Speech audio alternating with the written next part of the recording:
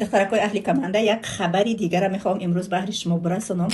Дар компания Фаберлик як аксияи калони дига салтага ай 2 март шахсоне ки заказ мекунанд то 7 март мо дастатишна вақт дорем ки аз молу маҳсулотҳои саломатӣ 10 балл мекунем ва шумо иштирокчӣ розыгриш мешавед. Биёин ана кутубҳоро эълон мекунем. Главный приз ин айфони 17, айфони новинка.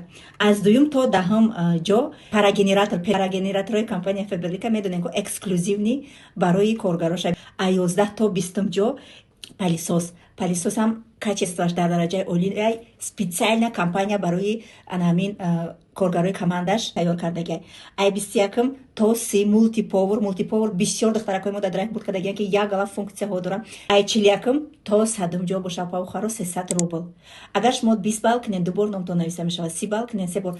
ҳатман бояд ки пули ботон споридагӣ боша.